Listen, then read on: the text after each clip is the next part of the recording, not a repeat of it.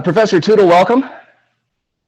Good to be here. Yeah, I'm glad to have you, especially when you had a conflicting appointment that ended 33 seconds ago. I know, it's great. I rolled in and we hit go, and All right. let's see what happens. Sure glad you're here. So, Professor, I've got a list of topics that I'm concerned about. Not even the topic itself, but that I just see so many newspaper reporters, columnists, letters to the editor, Facebook posts of citizens demanding things from our government or minimizing our government, just saying, oh, it'd all be better if we just had term limits. And, or like just by giving a silver bullet answer, when I look at it, and I don't even know if they understand government. And by the way, I've been doing this a long time, as you know. I'm not positive I understand government. It's a complex beast we have. And I think it's worth fighting for in a non-violent way. I think it's really a thing worth cherishing. So I've got a whole list of topics under the topic of the constitutionalism and checks and balances and federalism. As I want to do sometimes, what do you think this conversation is going to be about? Because I have a list of 10 topics, and they may be completely different than what you would think. Why don't you just do a welcome, and I'm hoping we get to something. Well, it's because I still teach and I'm always in the classroom. My brain always goes to whatever I just covered in class last week, because one of the great things about teaching history is that the history doesn't change, or it changes a little bit every as we learn more about topics. But I'm covering in many cases the same documents that I've been covering for 23 years.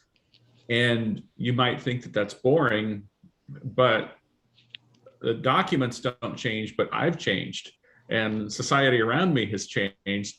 And so every semester I'm thinking about all of these things in entirely new ways because the world around me has changed. So it's hard for me to escape what I just covered in the classroom, because it's what's, churning over in my mind, because also the students changed and they're giving me different feedback on what's important to them, because what's important to an 18 to 21-year-old is very different than what's important to a 47-year-old.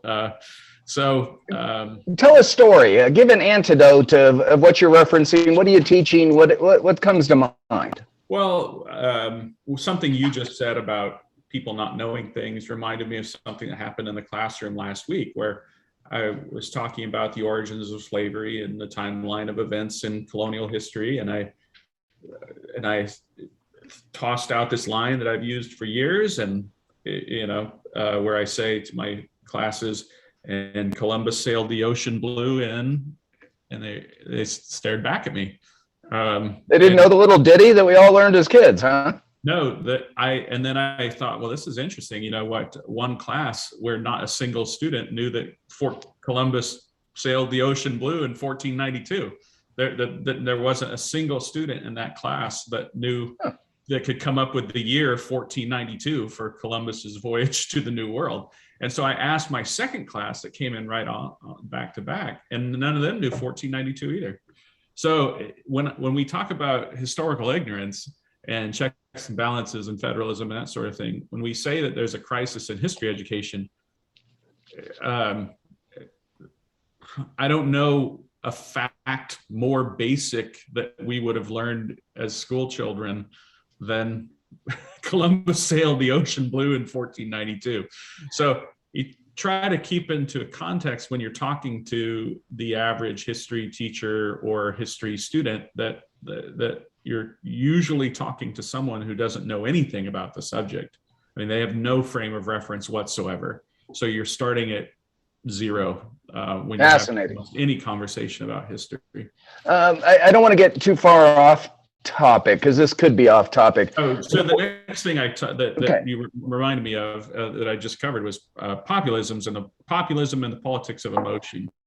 And so when you were talking about what do we not know about federalism, I had some conclusions based on some conversations with students on that topic as well. Oh, that's actually worthy to delve into as well. So is this first topic. It just may be a topic unto itself, so I'll skip it. So let's give the big picture first, in just a minute or two, foundational. Our Constitution and federalism. All countries are formed just like the United States? Or wait, it's still mostly unique? Just talk a little bit about how we're basically organized as a country. When people think of the United States of America, that means what in form of governance? I think and again, this would be something I covered with my last class right before on Thursday morning. The main difference at the point of origin was that the United States, that our country was founded by the American people as an ideological nation state, that we were unique in the world at the time and in world history because we were founded on the idea that we're going to take a bunch of people, that's the nation, and we are going to form a government, that's the state, and we are going to define ourselves by a set of ideas so that the ideas, the people, and the government would all be the same thing. And it would create an ideological nation state. So we are a nation and a government defined by ideas. And then when it comes to the Constitution, I guess the big idea that that most people don't understand is in hearing your conversations before we fired up the live part. Oh, did you cheat? Did you hear most of my topics? No, I just heard. Good. I heard the last minute before. Yeah. We went live. Right. But I could see the title of the show was Federalism. Is understanding why we had to have a replacement for our first government, and why we had to replace our majoritarian democracy. Because, big picture, fundamental issue that a lot of people don't understand is that at the national level, our government is not designed to translate the desires of the American people into action. It's designed to prevent the American people from having their desires translated into action. So, Professor, I love that little cut quote you just gave. You've said it before in one or two of our other shows. Is there a single elected official? I mean, maybe Justin Amash or Ben Sass. They're the only two I can think of. Is there a single conservative or liberal making similar statements that you just said? How do you get elected making that kind of statement? I don't know that you could. They don't, because it's not popular. Ben Sass is a history professor, so he knows this. Knowing it is different from saying it on the campaign trail, because if you state it in its most blunt terms, it sounds anti-democratic. But maybe using the word democracy or republic gets confusing, and people pretend like there's this huge difference and whatever. But I think if we use the word majoritarian, it gets at more the concept that we're trying to describe here. That if you have a government that is based on securing rights, one of the dangers from a majoritarian government is that the majority will oppress unpopular minorities. And so we needed to have a government that would prevent majorities from oppressing unpopular minorities. And so our Articles of Confederation were kind of based on the idea of a majoritarian democracy or majoritarianism. And then the reason we needed to have a constitution, the constitution we live under today, the reason that needed to exist is because when you try to form a government based on translating the desires of the majority into action, what you end up with is chaos and terrible policy. What you end up with is, because as I sometimes explain, the old Dire Straits songs, we all want money for nothing and our chicks for free. We all want, here's what I want. I want to eat ice cream and never to get fat. We'll vote for policies which all boil down to take things away from other people and give them to me. And that is simply unsustainable in any form of democracy or any form of representative government, whether you call it a democracy or a republic or any form of representative government. So we've talked about peace being another word for capitalism, but would you agree that peace is accomplished through our system of government? Yeah, and sometimes another thing that a lot of my friends, when we talk about these concepts, we use the concept of ordered liberty, and then 15 minutes in, we all agree that because liberty is impossible without ordered liberty, we should just use the word liberty. But when we say peace, we mean nobody's forcing you to do things, but the only way that we can have a society of human beings where rights are secured is by committing ourselves to an ordered system. You, in particular, always like when I bring up rule of law. Mm-hmm. Right? That's what we're talking about when we say ordered liberty, where that you can't really have freedom without these other concepts, without respecting rule of law, without protecting minority rights and property rights. And yeah, we don't just elect a new president and whatever he or she says, oh, well, he or she says we do it. And most of us shrug and go, nah, that ain't going to happen. Because we look to the rule of law, not what he or she says. And as Jake pointed out in our comments, it's all described in Federalist 10, and he even included a link in the comments. So if anybody doubts that what we're saying is true or that it isn't all spelled out, it's in Federalist 10. It's cool. It's all there. I'm not just making this stuff up. Love that, Professor. One or two more foundational questions, and then I've got a litany of questions. We got to go like rapid fire. Okay. Checks and balances. I remember from high school civics class. But from your perspective, what do checks and balances in relationship to federal government mean? Well, our government, total government. It builds upon the point we just made, which is if we're not going to have a government that is, and this is in Federalist 1, if we're not going to have a government based on translating desires into action, how do we translate the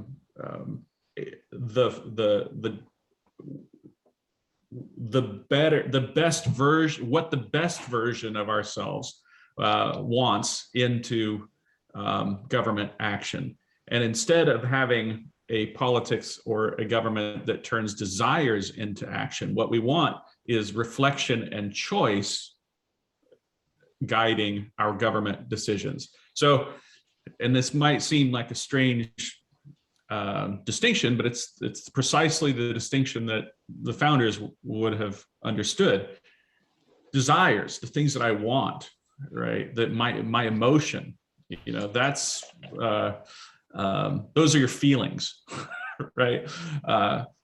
But there's also a version of us, and I'm the same human being, and I have desires. I have desires for chocolate ice cream, but I'm also capable of reflection and choice. So how do I get a government to respond to reflection and choice rather than desire and emotion? And what checks and balances does is it forces us, it's supposed to force us to use reflection and choice rather than emotion and desire. Okay, love the philosophical answer. Give me the practical answer, levels and branches. What are the major checks and balances? And there's a bunch of them, but what are some of the major foundational ones?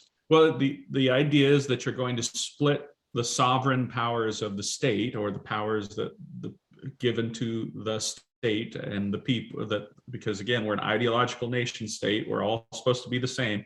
So sovereignty lies in the people. So how do you translate this into a government? The idea is that in order to slow the process down and make sure that no individual can do whatever they want, is that you split up these duties into the branches of government, the executive, the judicial, and the legislative, and that each of these branches of government will have different responsibilities, and one will check the other, and another will check the other, and the other will check the other.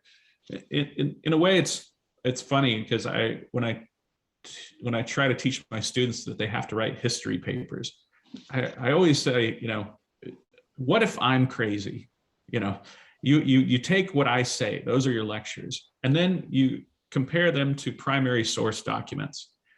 But maybe the primary source documents are in the incorrect context. So we take the primary source documents and we compare those to scholarly secondary sources, other scholars who have looked at this specific issue.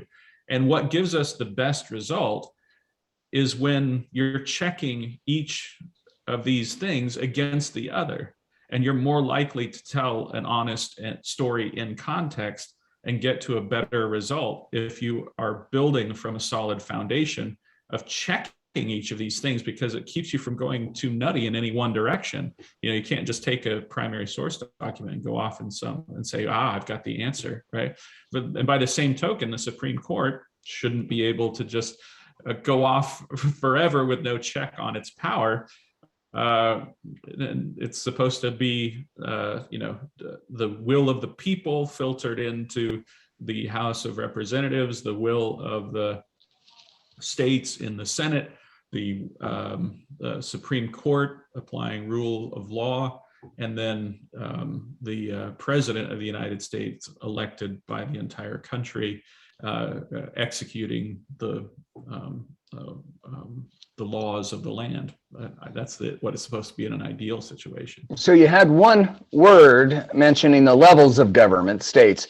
You covered the three branches pretty adequately, but at least in my mind, the three levels of government, and there's actually four or more, but in my mind, the major checks and balances, a major significant one, is the levels of government in addition to the separation of powers. Can you and that gets back to a topic we've covered many times before, with the idea that where your positive liberties are enacted are at the state, local, county, city, and neighborhood level, and with the idea that the federal government is there to protect your negative liberties, and secure your rights.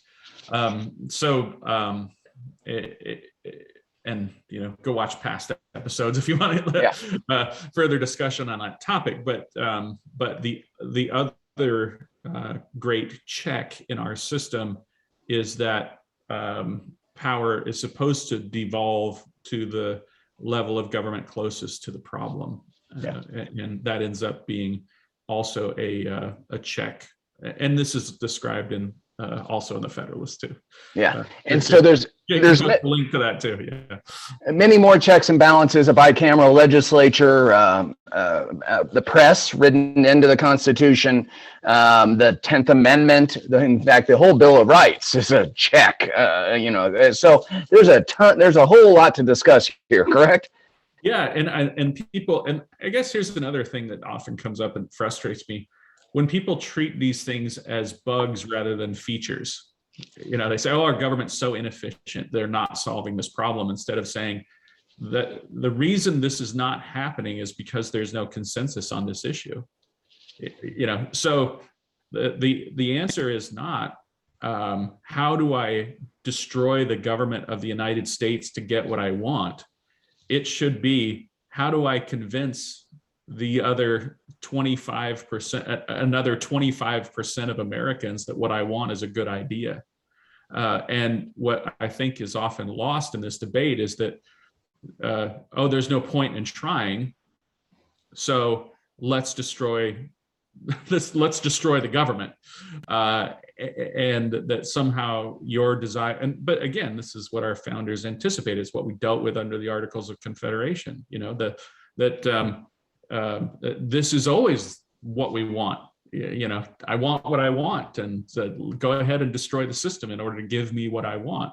And so and I guess we return to this point we always make. That's why this has to be taught. You have to be taught that you have to actually care about the rights of other people, and not just when it's convenient for you.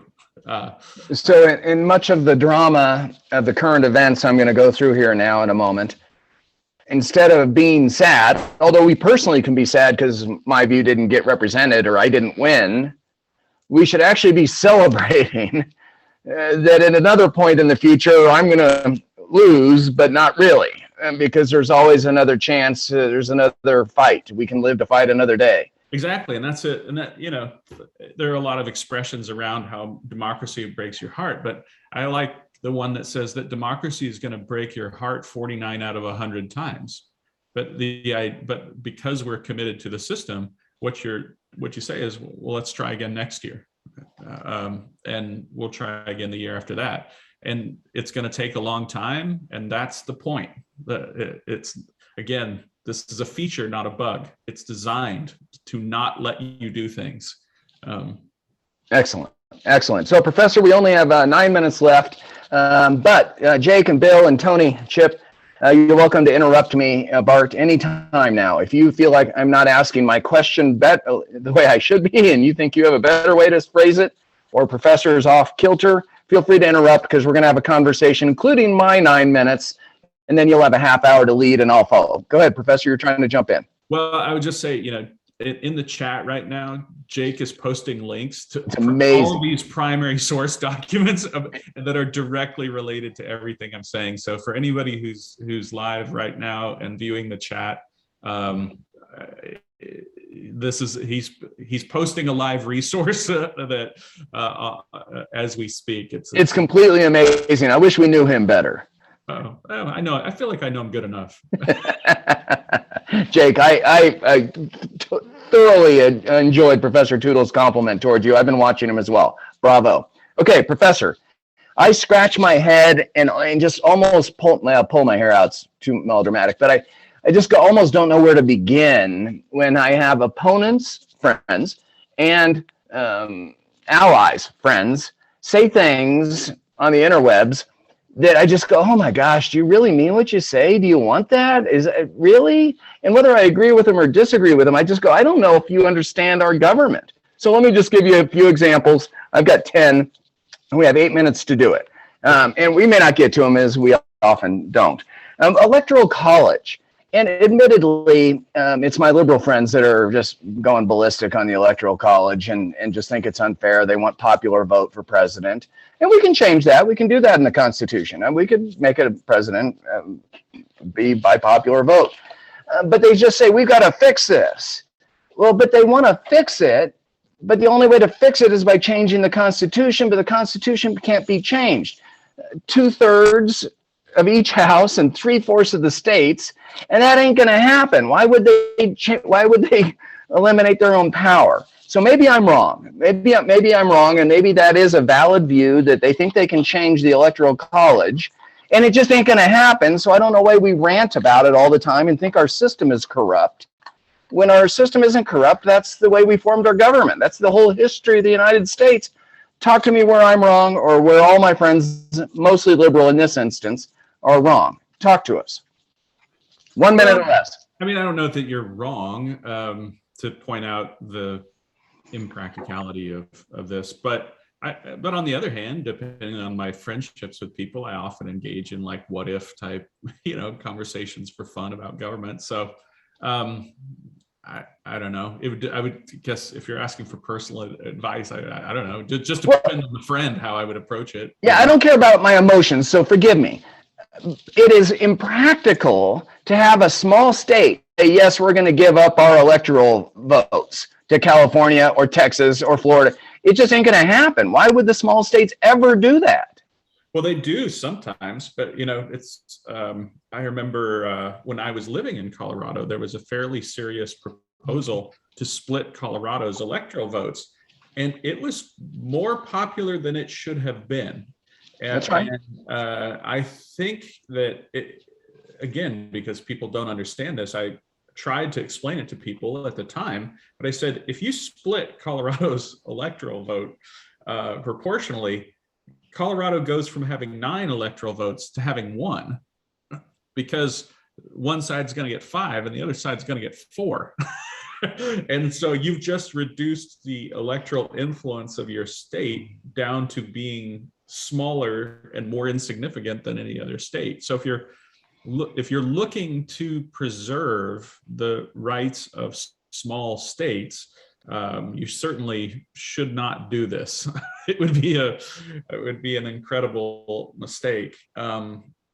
Related topic. Fair enough for now. We got a bunch to talk about, so that's enough for people to think about.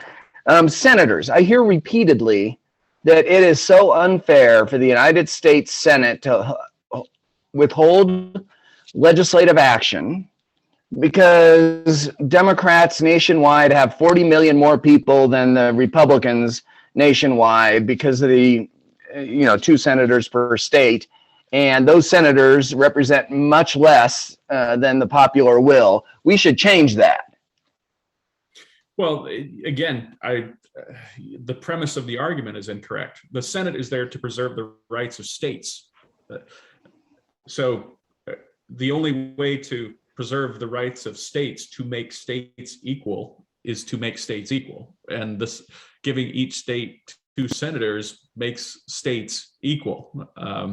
So if you understand what the point of the Senate is, I guess you can have a conversation and people could say, well, I don't like that. I don't want the states to be equal. You'd say, well, what you want is to destroy the United States of America, because the United States of America was founded under these principles, and we would need, and the same goes for the Electoral College. There are some quote unquote reforms that would be so profound that they would almost alter the basis of what the United States is. And I think that proposals to do away with the United States Senate, which is what people are proposing, I mean, that you're calling for a revolution, and whatever would be formed after that would be so unlike the United States of America. I don't even know if it would be the same. So Professor, are these 2 statements accurate? We wouldn't be a country if it wasn't for that feature, not bug, of the United States Senate representing states. Yes. Is it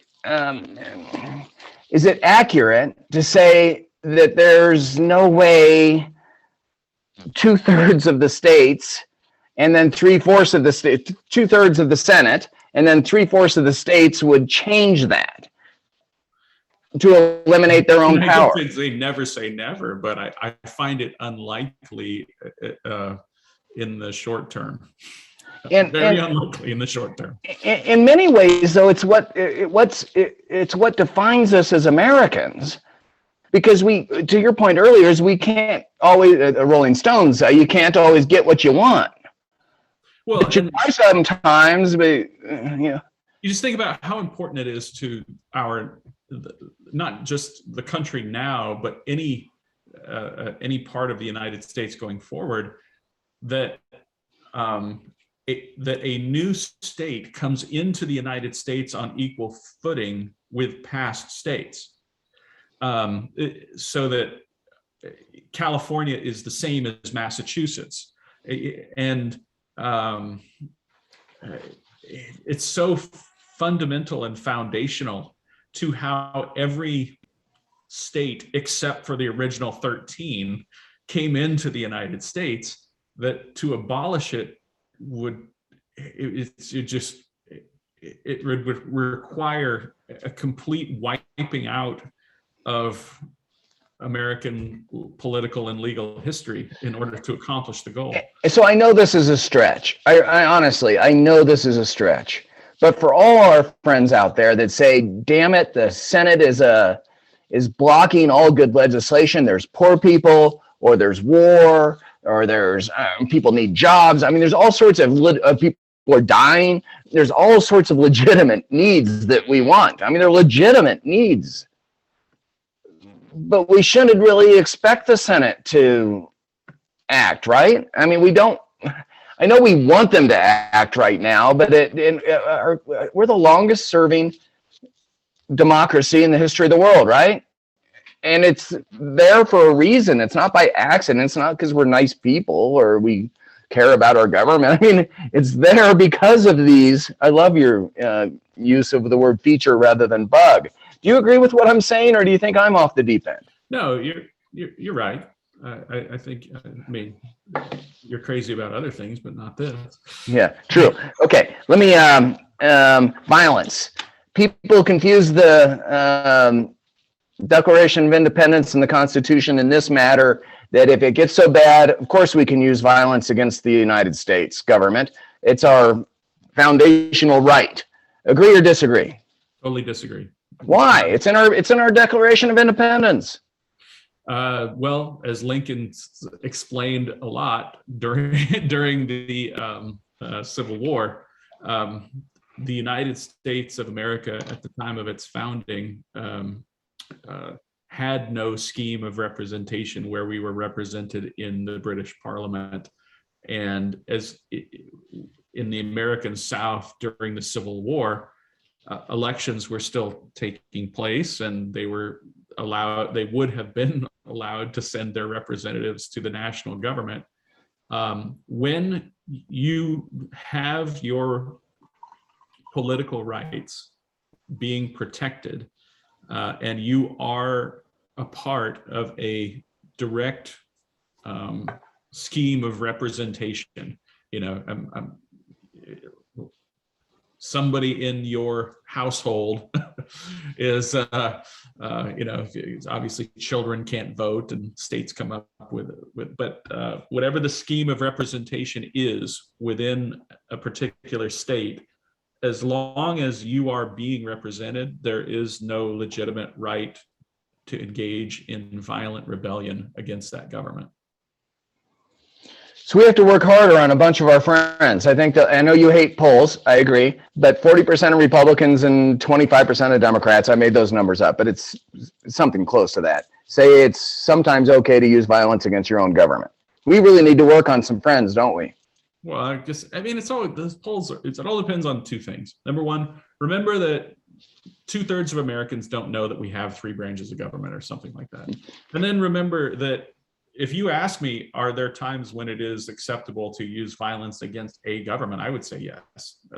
That's the way that they phrase those polls is almost designed to Fair enough. Bring about this result that shows polarization. That gets us all mad at each other more. Yeah, okay, cool. Fair enough. We're out of time, and I still have 7 more to get to. So let me just, lightning round. Let's do this in like 3 minutes. That means you get 30 seconds an answer. Right. Ready? Yep. Vaccine and mask mandates, federal government's role. What the heck, Supreme Court? We're dying here. Federalism, Constitution, talk to us. If there is a national health emergency, then you could have a national health response.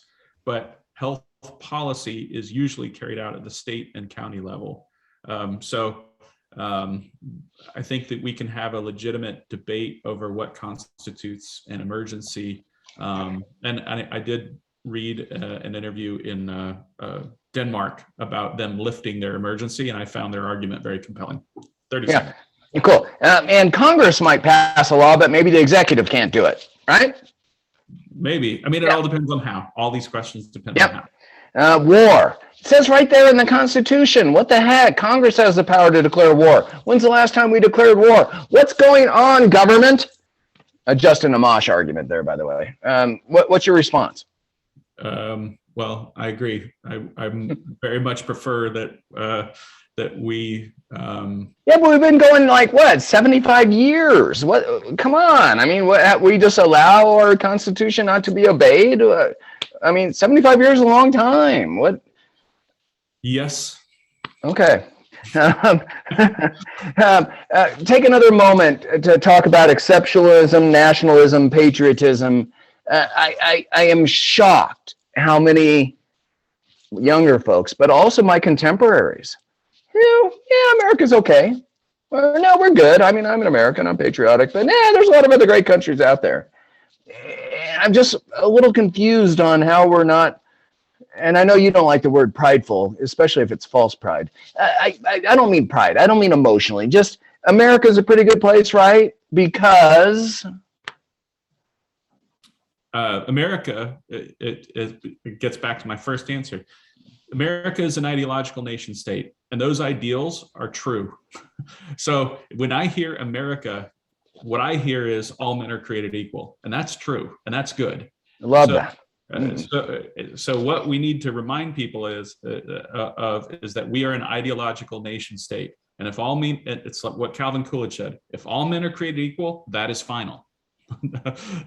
If they are endowed with inalienable rights, that is final. No progress can be made beyond these propositions. And so when you say I am patriotic, what you should really be meaning is I love the ideal that human beings should govern one another in peace and protect and secure the rights of every human being. And if you love that, you are patriotic. Love that. Excellent. Guns. Professor, it just goes on and on and on. Guns are killing people. This is ridiculous. I know the Second Amendment. I know what the Supreme Court said, but we got to change it. Seriously, why will the U.S. Senate not act? Why is the House not more adamant? Why are we not solving the gun problem in America? People are getting killed. 30 seconds or less. We don't want to punish people who have committed no crime. Wow, that was 10 seconds. You want to take a second bite, or is that good enough? Well, just again, if you believe in securing the rights of other people, it means leaving them alone if they haven't done anything. And if somebody has not used their firearm to break a law or do something illegal, you leave them alone.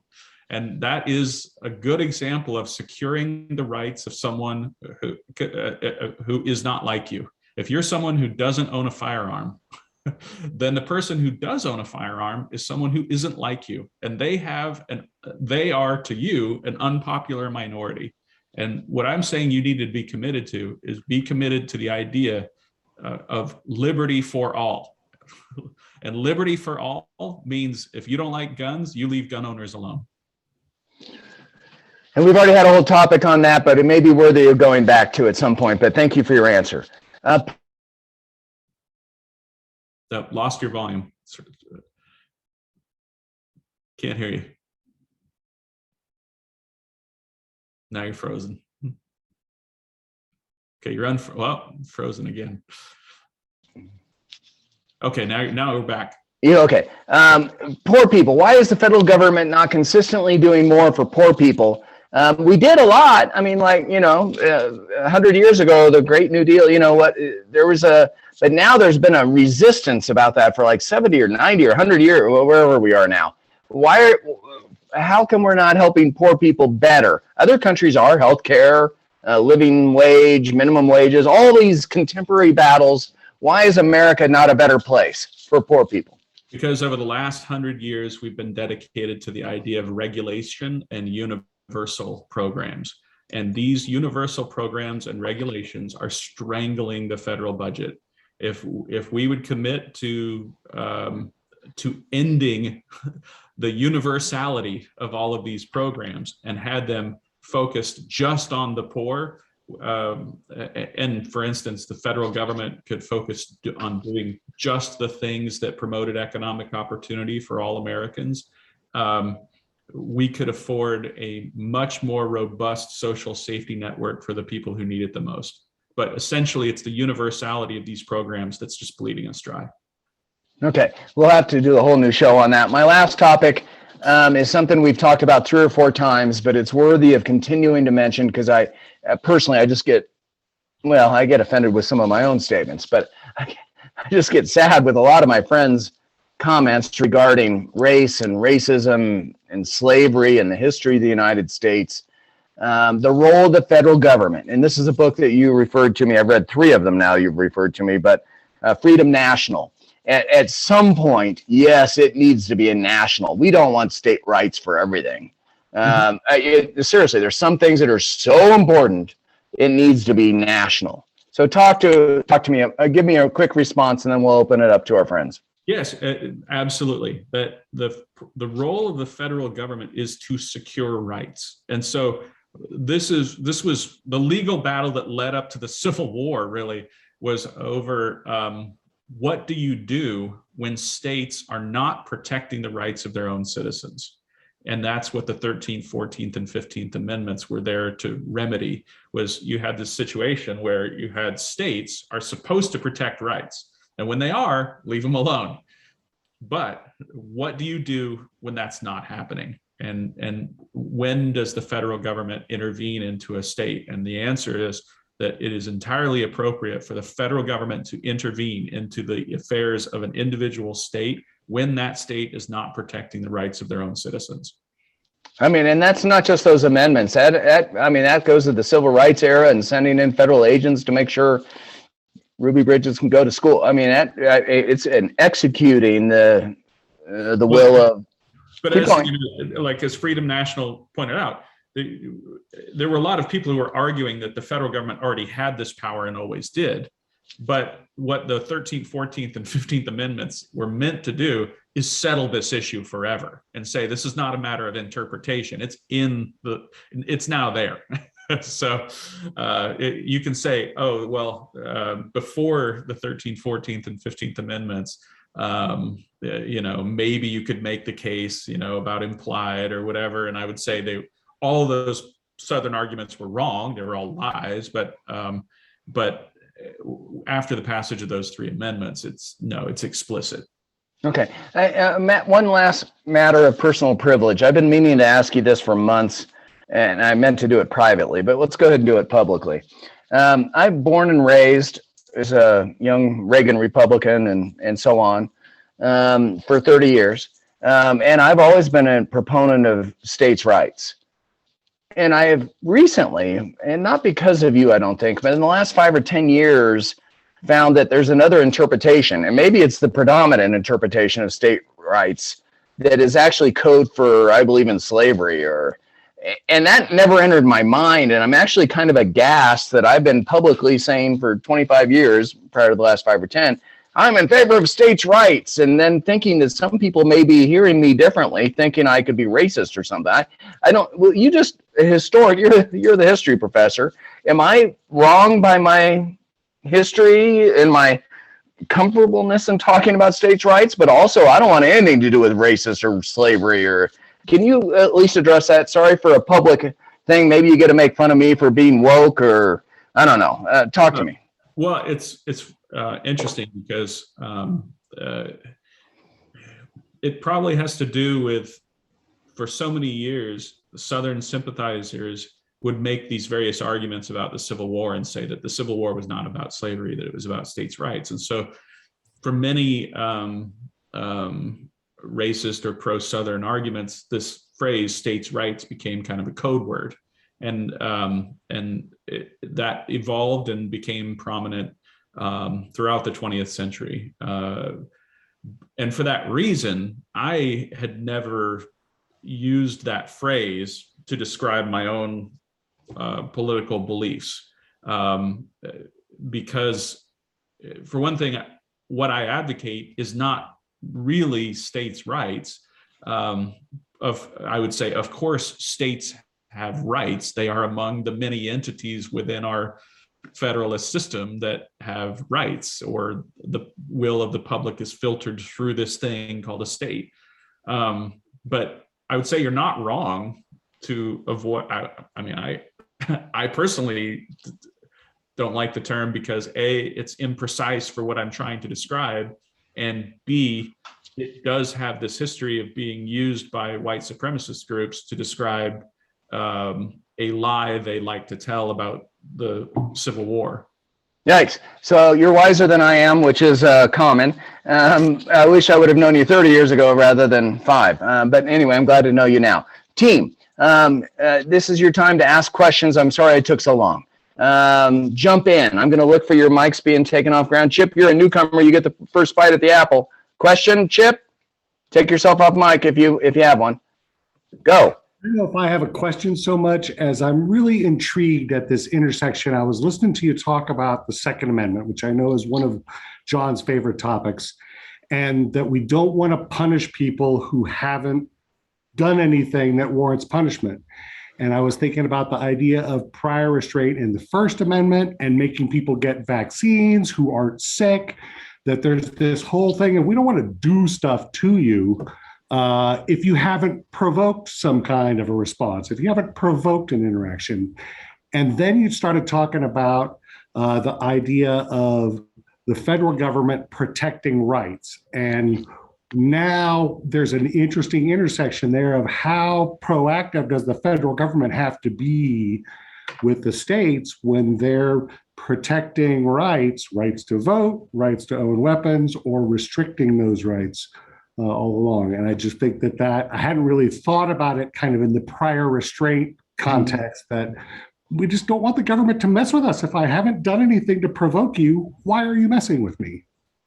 Professor, before you answer, Chip is a longtime friend. He is one of the most sophisticated professionals. He used to be the executive director of Colorado Counties, Inc., the trade association for county commissioners. I've known him for 30 years. He knows everybody in Colorado. He's a very thoughtful dude.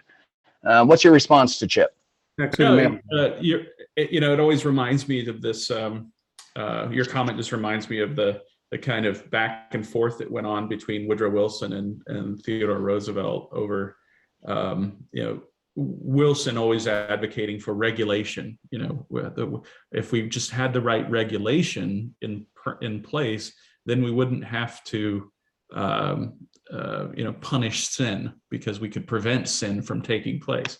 And Theodore Roosevelt, I think, had a more realistic view of human nature that sort of said, we're not going to ever do away with sin. So we can't get out of the punishing sin business, because murder has always been illegal and people still commit murder. So, and it gets back to another thing that Calvin Coolidge always said, is that one of the things about our system is it's based on the true relations of what human beings actually are. That we are both our desire, the same human being is capable of desire and is also capable of logic and reason, and that's how, out of the crooked timber of humanity, nothing straight has ever been wrought, and we just have to have a system of government that is based on our human beings being messy and complicated, and life being long, and us not being defined by our fleeting feelings in one moment and our best actions in another. It's all way too complicated for the government to get involved in. It's the nature of us as human beings, that duality. It's part of growing up, right? How do you balance your rational self with your emotion-driven self? Yeah, I mean, and your unconscious self, with your conscious self, these are all things that go so far beyond what needs to be regulated in public. It's save it for your therapist. Let's just focus on living in peace and with our neighbors. That's a big enough problem, And I always say, again, kind of paraphrasing Coolidge here, but when he says no progress can be made beyond these propositions, what he means is that if all men are created equal, that's final. We can't, there's nothing, let's keep working on that forever, because that will always be a problem. It will never go away. So when somebody claims they have some new idea that's going to fix that problem, they're not telling the truth. And what we need is what we have, a system that says we're going to keep trying to get better at protecting the rights of all Americans, knowing that we will always fail to do so. So we have to set up this system that makes it so that we never stop trying, Nice. Chip, are you comfortable with this answer? I'm comfortable with the ongoing discussion. I love that. Excellent. Hey, Tony, I've looked at a variety of our past, I think we've been on 35 shows or something, maybe more. I don't think they're all up there. Not your fault, mine. Do they get the links on it, Tony? Yeah, they can have access to the chat. So it automatically, when you look at YouTube, it's automatically on there? I'm not 100% sure about whether it's automatically there, so I'll have to check and see. Because Jake is getting better and better, man. This is really fun. Yeah. Unbelievable. Yeah. Bravo, Jake. Bill, you took yourself off mic. You're up. Yeah, just to extend Chip's question, is this not kind of a perfect setup also for the inclusion of the concept of plurality that you've talked about so much? Yes. You know, because and in many and if we think of the if we think of the best regulations out there, not the worst, but the best, is not a good regulation one that, you know, if somebody does harm against me and, you know, poisons my food and sells it through the supermarket and I'm dead, then, you know, it doesn't do me much good to try to go to court, right? Mm-hmm. Yeah, absolutely. No, and I think you're right.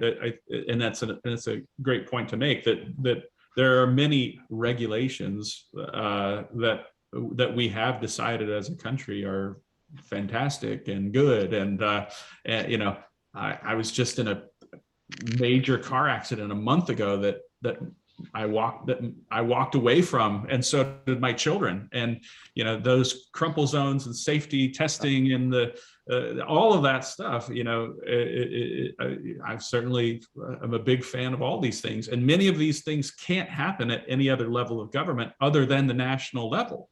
So that's why I think it's important to remind ourselves of the importance of what you said, pluralism, but also subsidiarity. That we want the level of government most effective solving these problems, because sometimes the answer is the federal government.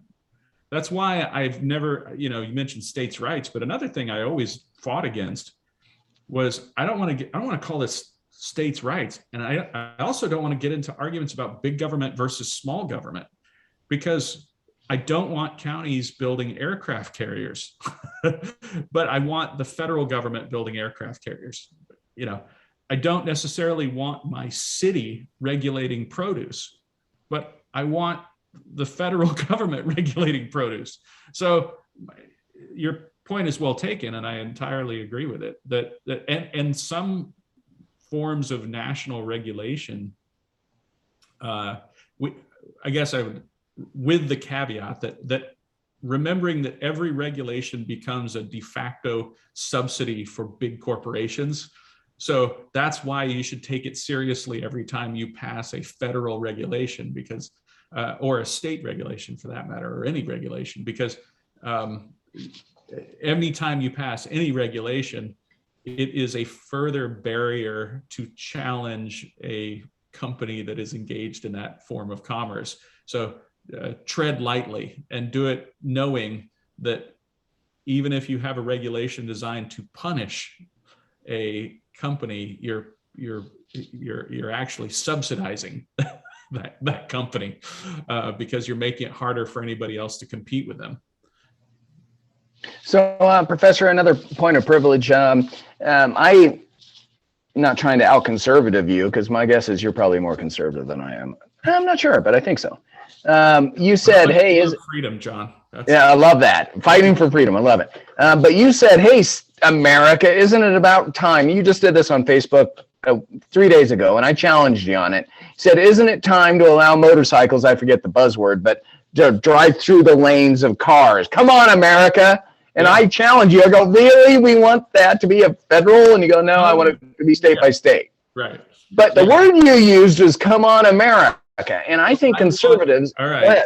I use some imprecise language. I want every American to advocate within their own state to allow lane filtering. Okay.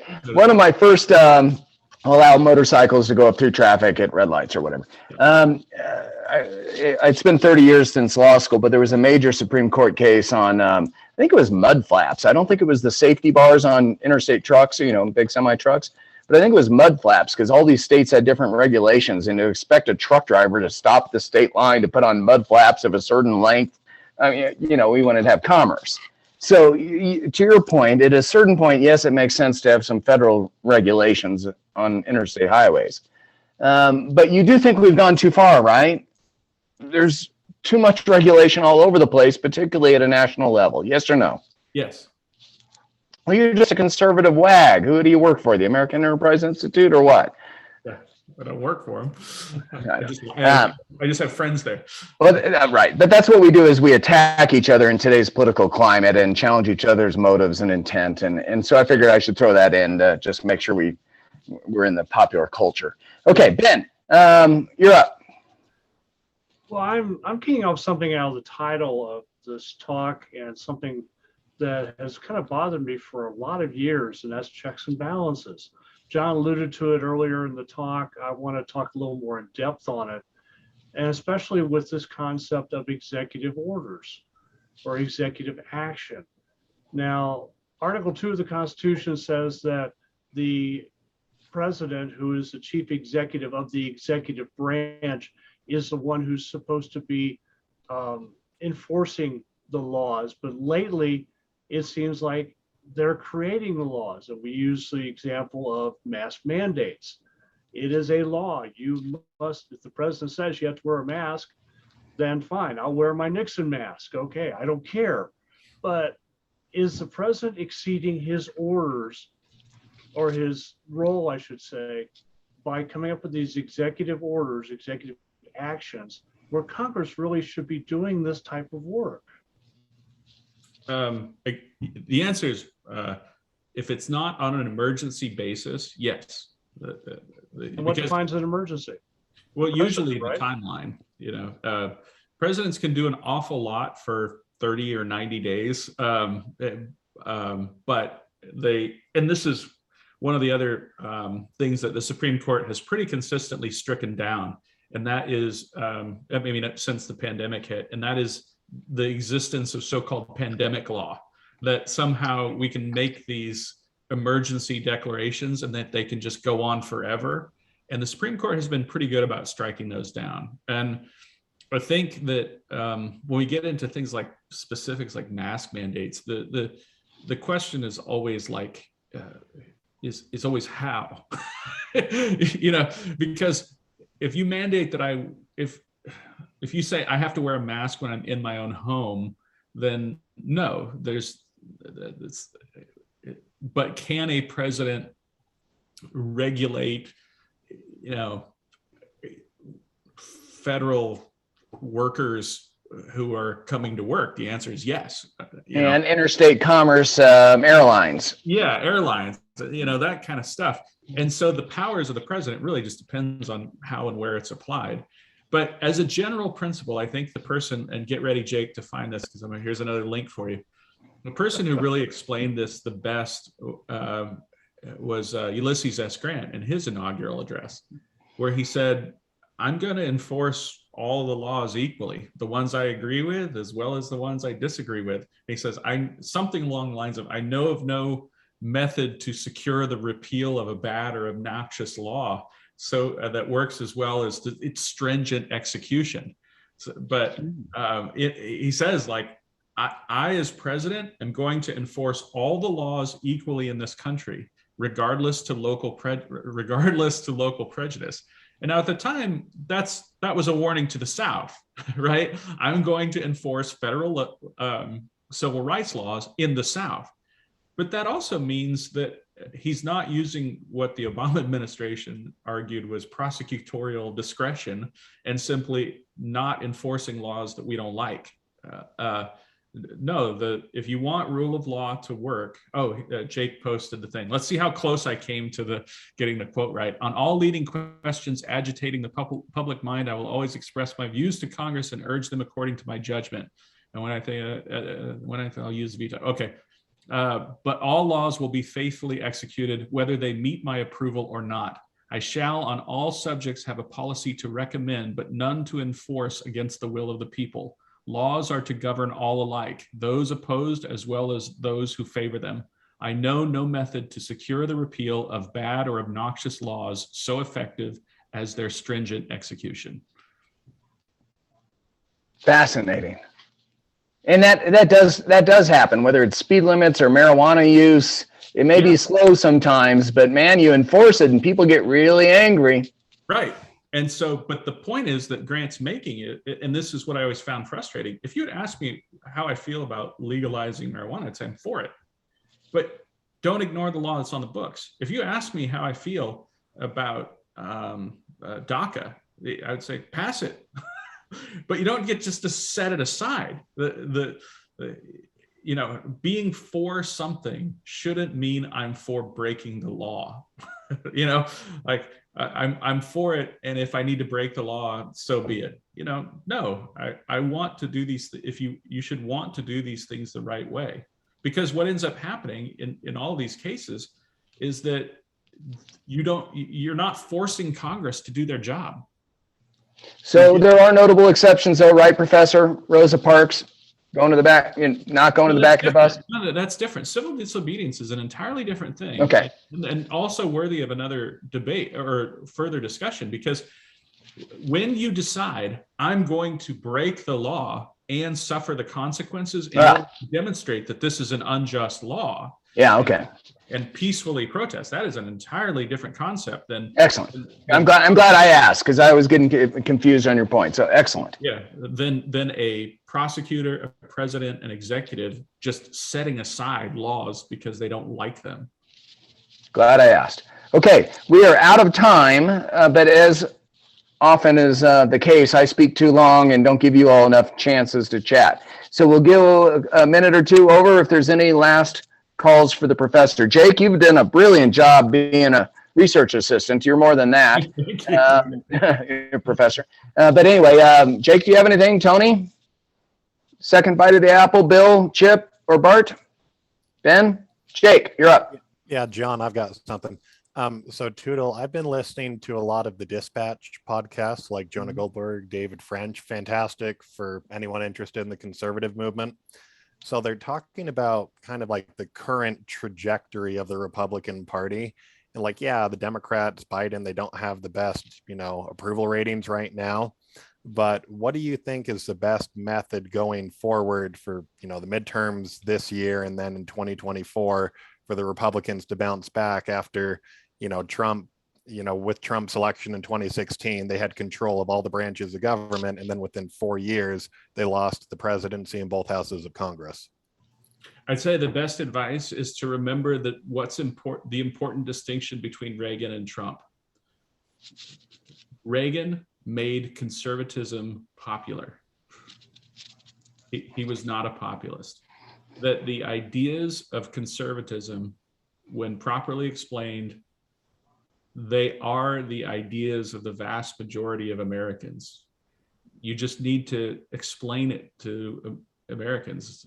Americans are good people. You give it to them straight, speak plainly, try not to speak like one of the things that people liked about Trump is that they just sort of knew that he was saying what was inside of his head. I don't know if you've known many politicians, but a lot of them are really frustrating because they'll speak like a human being when you're talking to them. And then when they're on TV, it's soundbite,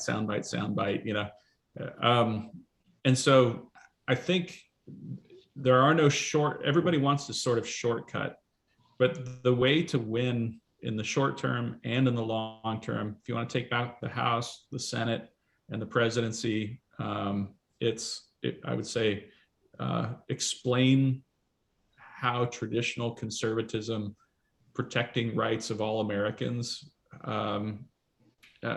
keep explaining why that's important and how it applies to every American. Because, the real heart of the Republican Party between 1856 and 2016 were these three core values that most Americans still have. I want to protect the rights of every American, individual liberty. I want the appropriate level of government to provide for economic opportunity for everyone. And then I want representative government passed on to the next generation. Individual liberty, economic opportunity, and again, here's a phrase that I haven't given up on yet, but American exceptionalism. I understand that people don't understand what American exceptionalism is. Watch our episode on it. But American exceptionalism is just the idea that I want to pass on representative government to the next generation. And if you explain to people that what you want is their own thriving, for them to live whatever their version of their best life is, that's a winning formula. And it always will be. And I wish the Republican Party would get back to it. I think that's probably satisfactory, right, Jake? Cool. Bart, last bite at the apple, unless Tony wants one. He's our producer. Bart? All right, here's my last bite at the apple. I think, this is just my opinion, but based on what I've been reading and hearing and everything else, I think the Republicans will retake the House and the Senate in November of this year. The only reason they won't do that is if they mess it up, if they screw it up. They're working very hard at screwing it up. Shocking. So I think we're going to have to see what happens. And that's more of a comment than a question. Yeah, no, I agree. And I disagree, Bart and Professor. I think this is the most exciting time to be an American. We have an abortion decision that could overturn Roe versus Wade. We're still in the middle of a once-in-a-century pandemic. We could be in war against Russia and China. I mean, there is so much stuff going on right now. Who knows what's going to happen come November? So I don't think that's a likelihood at all, actually. I think I think every single American should do their citizenship duty and be engaged and be active and be curious and don't promise your vote to anybody until you absolutely have to. I mean, this is the time to be, your vote's valuable, man. This is the time to let people earn it. So we'll see what happens. Last call for anybody. I think this is a good show, Professor. Bravo, well done. Let's declare victory, Tony, and let's talk for just another 2 or 3 minutes offline. And Chip, hang on to us. Don't hang up.